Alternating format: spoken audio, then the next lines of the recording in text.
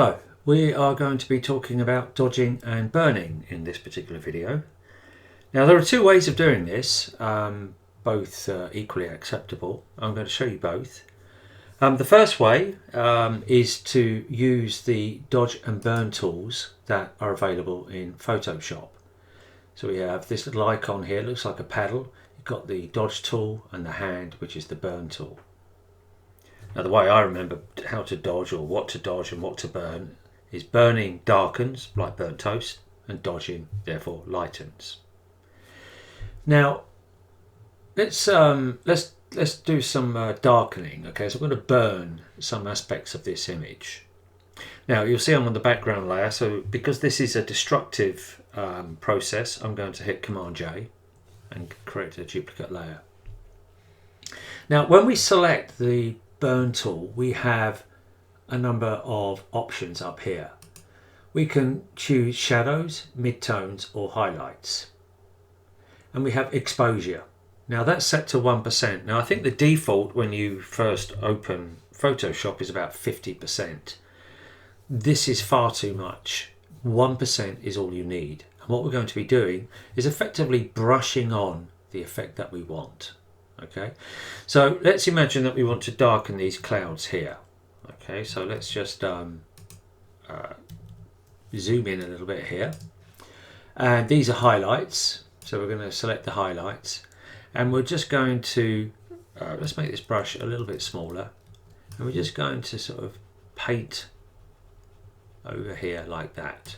Let's click that off and on, and you can see with just 1% how quickly that has an effect. Okay, so that's fine.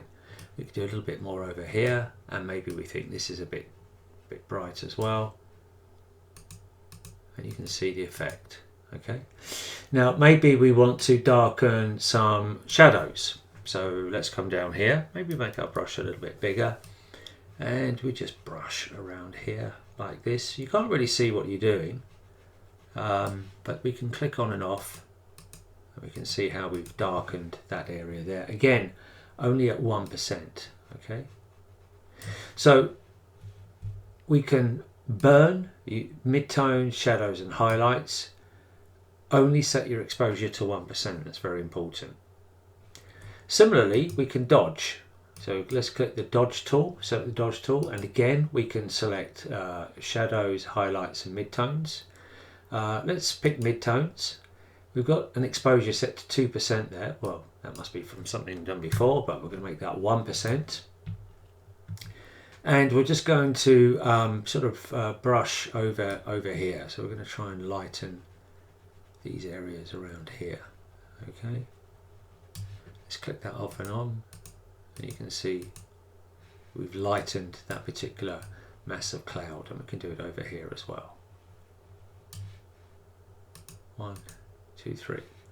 So they work very similarly, dodge and burn.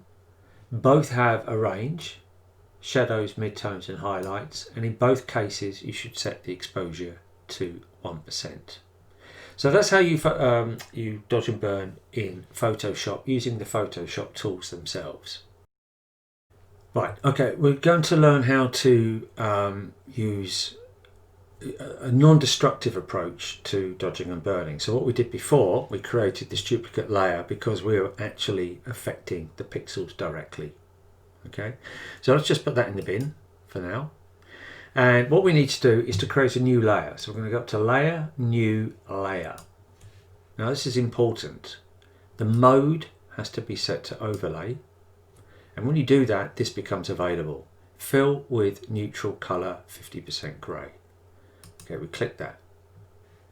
We click OK. So now we have our layer with 50% grey. Now the way this works is we have to use the brush tool. Okay, so the brush tool is here. And we use the colours of black and white. So black will darken, white will lighten. So black is like burning, white is like dodging. Now we have a couple of things up here. We have opacity and flow. Much like the Photoshop tool where we set exposure to 1%, we really want to dial these right back. So let's put opacity at about 4% and let's put our flow at about 5%. Okay, so our brush is black. So let's just brush over here. Okay, let's click that off and on. Let's go again. You can see we're now burning. Now that's very, very subtle. And subtlety is probably what we want. But if you wanted to increase that, you could increase the opacity by up to 10%. And let's just go over here. But just bear in mind that the more opacity you dial in, the quicker you'll have the effect. And it's easy to overdo it very quickly. Okay, very easy to do it very quickly. So I think in terms of dodging and burning, it's important to be kind of gentle with it, you know, do it one step at a time. Now, if we wanted to dodge, we change the brush to white, so we can either click on this icon over here or hit the X key. Okay, hit the X key, and that will change our brush to white. So this will lighten. And again, we've got an opacity of 5% and a flow of 5%. So we want to lighten. So let's lighten these clouds here. So again, we just brush over these. Okay, before and after, you can see this is being lightened. Very, very subtle. If you want to accelerate it, again, you can increase the opacity. So let's put in 9%. Let's do this area here. Okay. And the nice thing about this approach is, one, it's non-destructive. Two, you can use different amounts of opacity and flow, because this opacity and flow is relative to the brush. So I could have more dodging over here. I could have an opacity of 10%. I can, you know, really dial that in quite quickly, or I can have it less over here. If we turned off this background layer, you can see where we've worked. You can see there's the dodging, that's the lighter bit, and there's the burning, that's the darker bit. Okay, let's turn that back on. So this is a nice way of having variable dodging and burning all on one layer, non-destructive on the same image. As I say, the most important thing for you to remember is don't overdo it. Let's put the opacity at 50%, and you can see very, very quickly we can ruin our picture. So a low opacity, a low flow, and just do it gently. There we have it. I hope you enjoyed it, and happy dodging and burning.